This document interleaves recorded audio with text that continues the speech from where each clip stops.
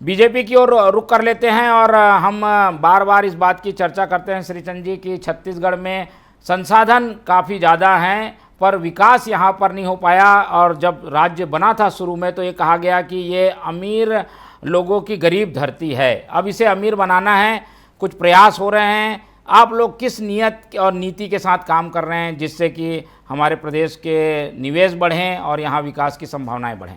देखिए मोहन जी, निश्चित रूप से छत्तीसगढ़ बना ही राज्य इसलिए था कि छत्तीसगढ़ का विकास हो, छत्तीसगढ़ आगे बढ़े, छत्तीसगढ़ व्यापार के क्षेत्र में आगे बढ़े, उद्योग के क्षेत्र में आगे बढ़े, कृषि के क्षेत्र में बहुत बड़ी छलांग लगाए और निश्चित रूप से उस दिशा में छत्तीसगढ़ बढ़ भी रहा है। 25 साल पूरे होने जा रहे हैं, हम 25वीं वर्षगांठ मनाएंगे 1 नवंबर को। और निश्चित रूप से माननीय मुख्यमंत्री जी जापान और कोरिया टोक्यो का दौरा करके आ रहे हैं और निश्चित रूप से वहाँ के उद्योगपतियों को प्रभावित करने का काम माननीय मुख्यमंत्री जी ने किया है।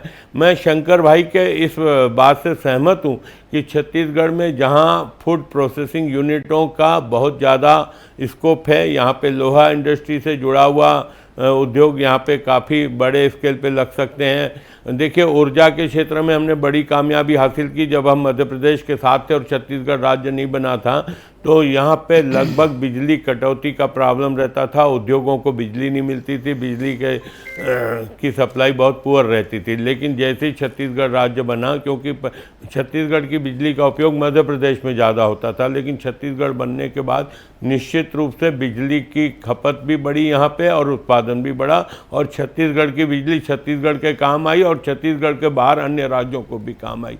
तो हमारे यहाँ ज़मीन में छत्तीसगढ़ में पेट्रोलियम को छोड़कर हमारे पास सारे संसाधन है। हमारे पास लोहा है, कोयला है, हमारे पास खनिज है, हीरा है, सोना, सारे खनिज पदार्थ हैं। अगर पेट्रोलियम को छोड़ के देखा जाए तो निश्चित रूप से छत्तीसगढ़ का ठीक से दोहन हो जाए तो छत्तीसगढ़ सबसे खुशहाल देश होगा, प्रदेश होगा। और 15 साल डॉक्टर रमन सिंह जी की सरकार ने विकास की दिशा में काफ़ी बड़े कदम उठाए। आज छत्तीसगढ़ जो विकसित